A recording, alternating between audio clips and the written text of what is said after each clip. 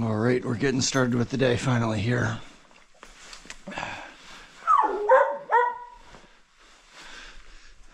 We are at Beaver Brook Shelter. Mr. Riley, today is Saturday, September the 7th, day number 128. I'll do this here, Riley. Hold up, buddy. Should actually just take this off you. And we are getting off to a super late start.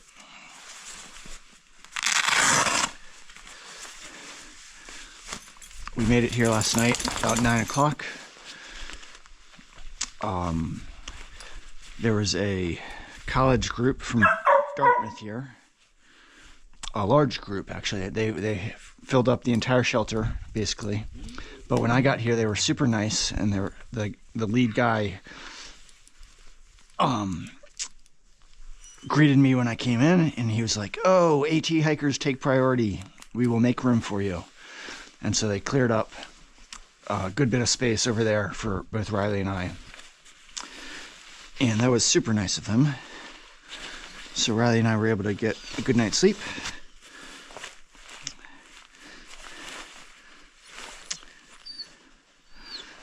It was a cold night.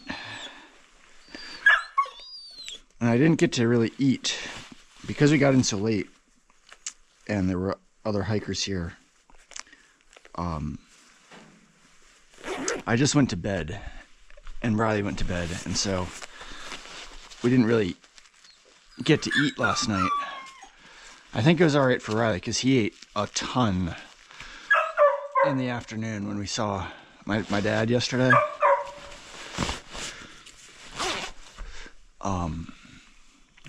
But I was a little hungry overnight. I've now eaten all of the Oreos that I packed out. One of the things that my dad gave me yesterday was a whole pack of Oreos, like a big boy pack that you'll get in the supermarket. And I started munching on them yesterday. Riley, hold up, buddy. Hold up. And I have now finished them all, as well as 2 muffins. Riley, hold up, buddy. Hold up.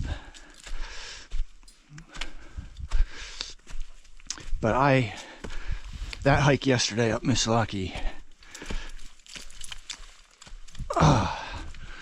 Riley, dude, hold up. I think we gotta go this way. It just exhausted me more than I realized. And I didn't realize how hungry it made me. Riley, hold up, buddy. So yeah, I'm sorry, Riley. Anyway, it's good that we're starting the day, finally. And it's good that the weather is not as gnarly, for lack of a better term, as it was on top of Moosilauke yesterday. I actually saw the hikers Jukebox and Bear Bite just a short while ago. They came into the shelter area.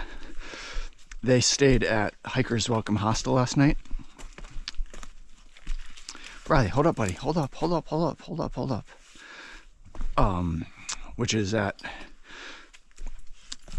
just 3/10 of a mile off of the road where I met my dad yesterday, New Hampshire Route 25.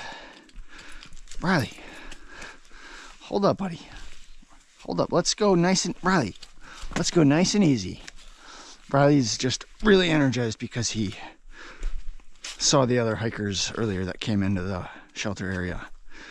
Yeah, so Bear Bite and Jukebox. Riley, me first.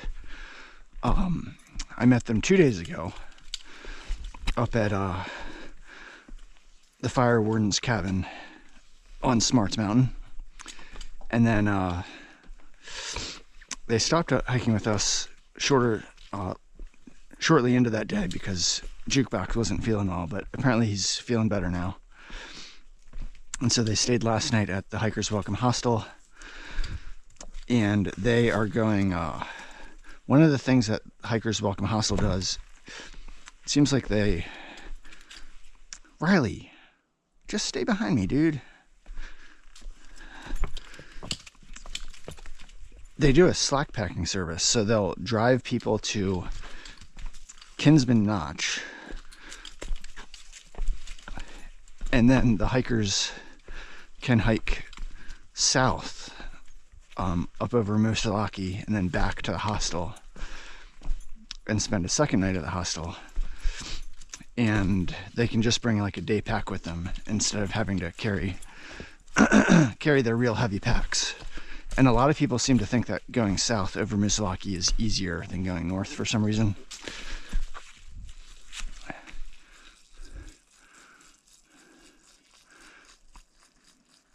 So that's what Bear Bite and Jukebox are doing. Jukebox is the guy, Bear Bite's the girl. Hold up, buddy. They are slack packing southbound today. And apparently Half Pint, who I hiked with 2 days ago, is doing the same thing, but I didn't see her this morning. She may have just kept going and not stopped into the shelter area.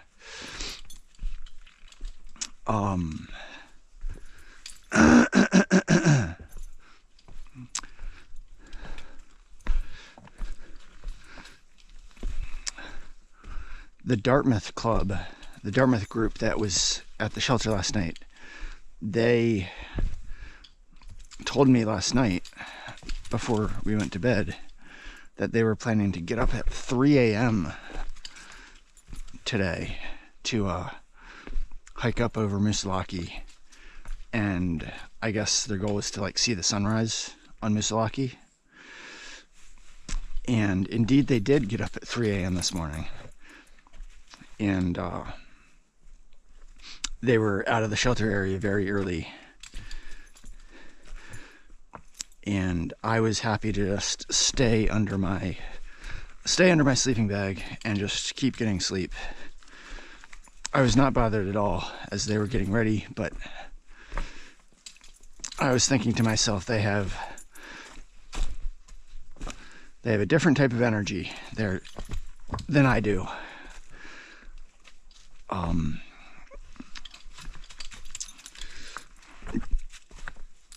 Basically like a kind of a non-thru hiker energy, where they have energy to do these things that seem kind of just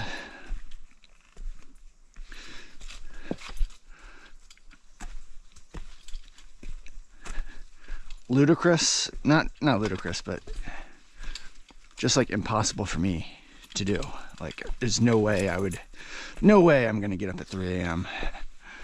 I gotta get my sleep and my rest, and Riley's gotta get his rest. And it was really cold last night, really cold. So I started off with the puffy jacket on Riley as a blanket, and I was getting kind of chilly actually. I was okay, but I was on the chilly side. And so later on at night, I switched out the puffy jacket that Riley was using as a blanket, and I just put it on, and I took my rain jacket and gave that to Riley as a blanket. And that helped me significantly. I was feeling much more comfortable once I had my puffy jacket on. And Riley seemed fine as well. So, at least we're moving here.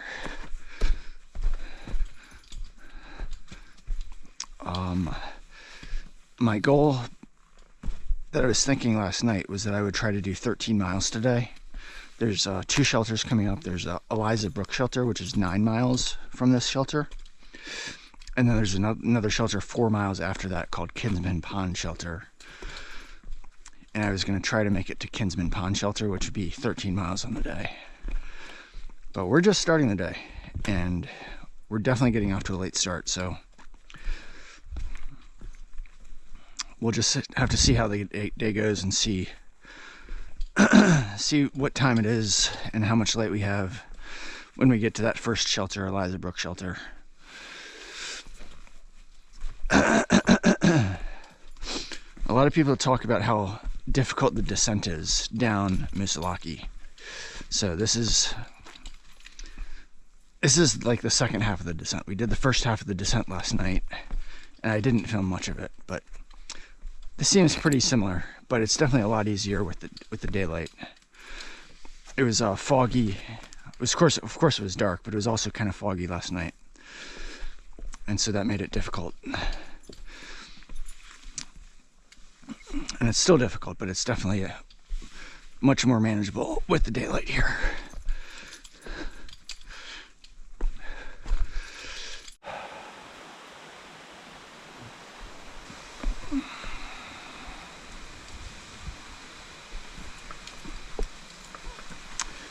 This is why people say the climb down Moosilauke is particularly challenging going northbound.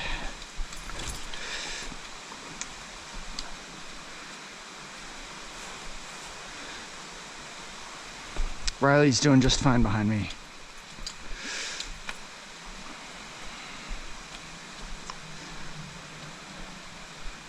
Just got to be extra careful with each step.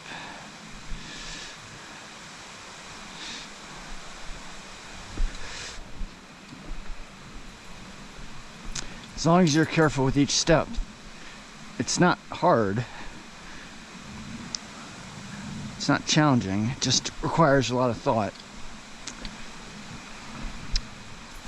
And you go a lot slower than you normally do on easier terrain.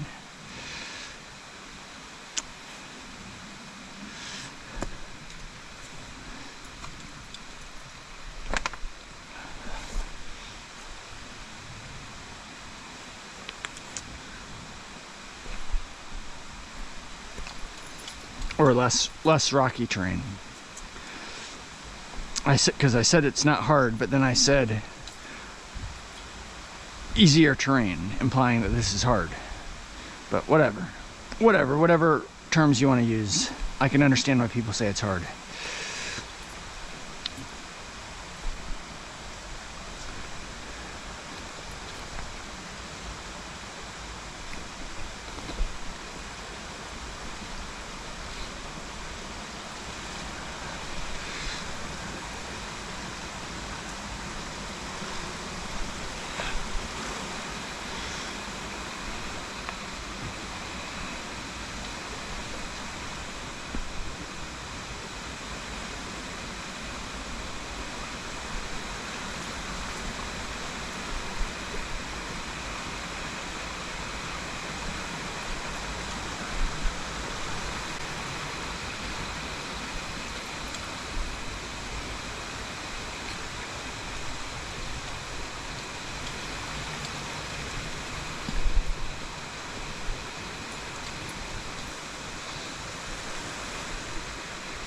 That to our left must be Beaver Brook, because we are on the Beaver Brook Trail and we stayed at the Beaver Brook Shelter last night, so that must be Beaver Brook.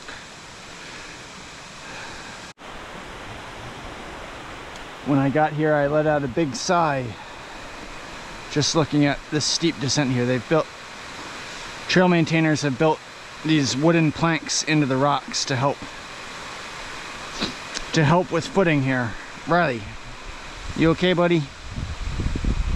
All right, one slow step at a time. Riley, slow down. Slow down, Riley, slow down. Slow down, buddy. Good boy. The planks are super helpful. So helpful. Riley's just being his awesome self here. But this is gonna get tricky here. Oh, buddy, I think we should go down that way. I think it'll be easier to... I'm not sure. All right, we can maybe go down this way. Riley, slow down. Hey, slow down, Riley.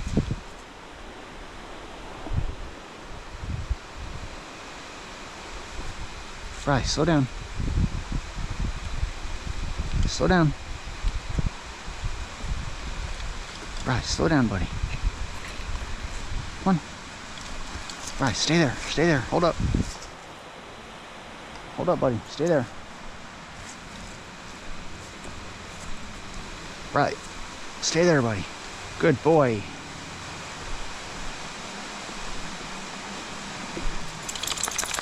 Riley, stay there. Come here. Over here. Come here.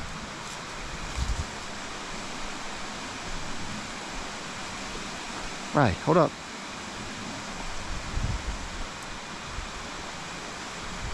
Riley, stay there. Hold up.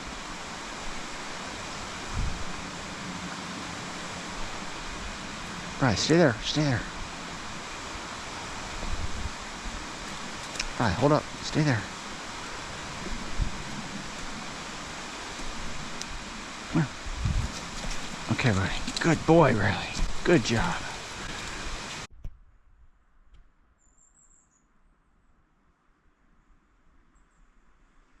It's not really in focus, but there's a cool yellow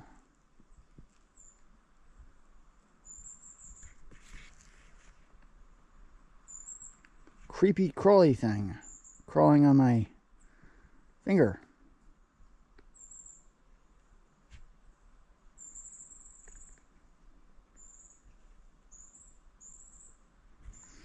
Anyway, so we have made it down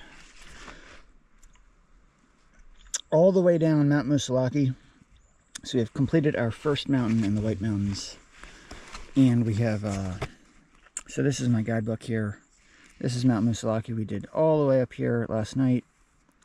Got down here. This is where we stayed at the shelter. And then we did this steep drop. Look how steep that is. Boom. And it was super steep.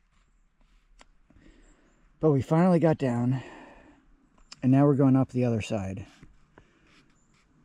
Fortunately, this is quite steep, but fortunately it's not as long. And we're taking a break right now. I hope we're close to the top. And then we have what looks like a reasonably level stretch, and then a little bit of a climb up to Mount Wolf. And then Eliza Brook Shelter is here. And then if we want to go further to the next shelter, we're going to have to do a big climb up to South Kinsman Mountain. And then there's a down and up to North Kinsman. And then the shelter that I was talking about earlier is a little bit down, 0.6 of a mile after North Kinsman Mountain. I took my extra shirts off and my raincoat off because I was getting hot. So I just have my one shirt on. So when I'm hiking, I'm pretty warm. But I'm cooling off quickly once I stop and take a break. Mr. Riley is taking a nap there, taking a break. Beautiful blue sky ahead, up above.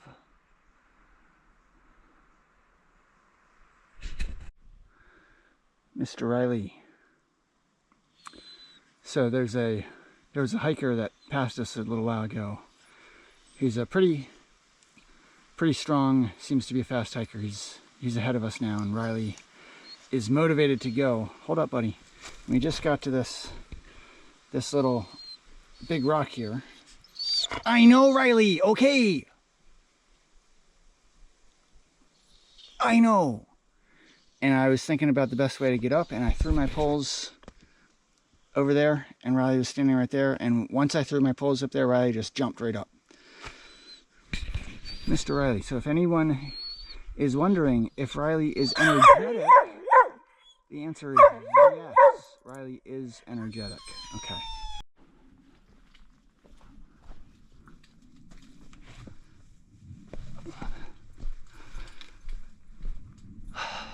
All right, little update here. Time is continuing to tick away, and we are continuing to make progress little by little. It was hot earlier, and there was beautiful blue skies as we started the day. I mean, we started the day pretty late, And then as we got to Kinsman Notch, and then coming up after Kinsman Notch, it was very pretty. And I was sweating, and I took all my extra layers off, and now I have my rain jacket back on.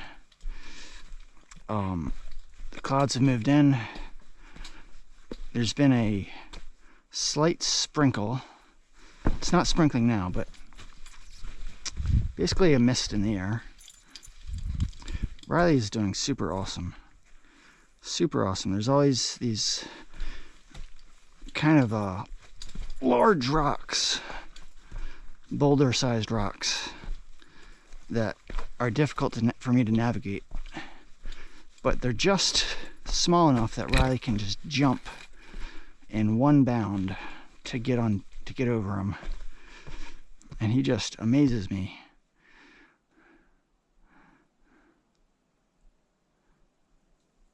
I guess we'll go this way, Riley. So we are approaching Eliza Brook Shelter. That's the first shelter after the one that we stayed at last night. We still have a ways to go. We're probably like at least a couple miles away still. Riley, wait.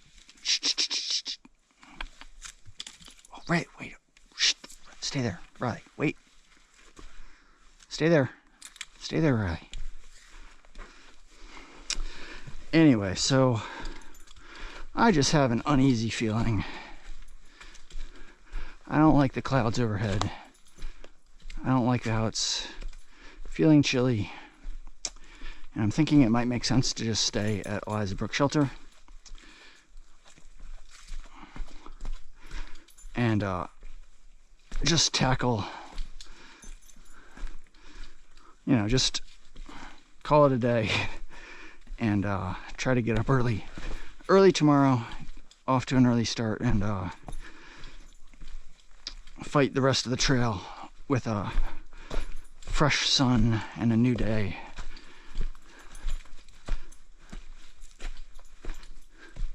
That's what I'm thinking. Haven't decided yet, but I just have an uneasy feeling right now. So at least there is the option to stay at Eliza Brook Shelter if I want to. So that's all. That's the update. Just that I have an uneasy feeling. Don't like the clouds overhead. The other thing is, if we pushed on past Eliza Brook Shelter, we're going over the Kinsman Mountains, South Peak and North Peak, and there's a decent. It would be 4 miles to the next shelter. And 4 miles just seems like a really long way on this terrain that we're doing. It's just not easy. And I wouldn't want to get caught hiking in the dark on rough terrain, especially if it might start raining. So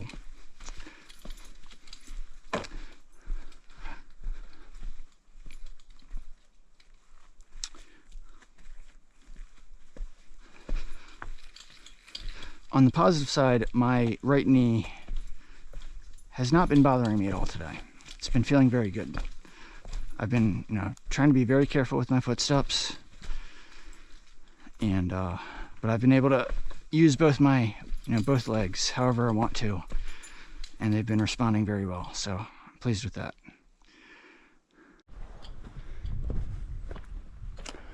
This is the first power line that we've seen so far in the White Mountains. I don't think there's many of these. Riley got some white stuff on his hind leg there.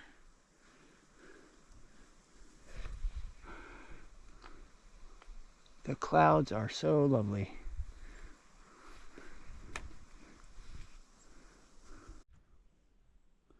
All right, so I just want to clarify. Riley, can you back up? Riley, hey, back up. Just want to clarify something regarding the camping rules that I mentioned earlier. So we are approaching Eliza Brook campsite, and there's a sign here. I've seen this sign for most of the campsites and shelters ever since we entered New Hampshire. So once we get within a quarter mile of a shelter or campsite, there's a sign saying you are entering a forest protection area surrounding, in this case, Eliza Brook campsite or shelter. Within this area, camp only in the shelter or at numbered tent sites. Fires are not permitted. Gas stoves allowed. Food items must be stored in provided bear-proof containers. No landing of drones. And then it says another sign will mark your exit from the forest protection area. And then on the other side of this tree, it says, you are leaving a forest protection area. Please help by practicing no trace / low impact camping and hiking techniques. Enjoy your visit. So, according to the sign, back that way, according to the sign, it's actually legal to camp. As long as you're you know, trying to do so using low impact techniques. So like if I were to see a campsite, and I have seen flat spaces that look like perfectly good campsites, apparently it is legal according to the rules to camp there. It's just not legal to camp within a forest protection area. So that's good to know for the rest of my journey through the White Mountains. I'll be trying to monitor when I'm in an FPA and when I'm not in. And if I'm not in, then it seems I was mistaken. I just, for some reason, thought that it was the entire White Mountains National Forest, but it's only if you're in a forest protection area or FPA within the White Mountains National Forest that you're not allowed to camp. So that's good to know.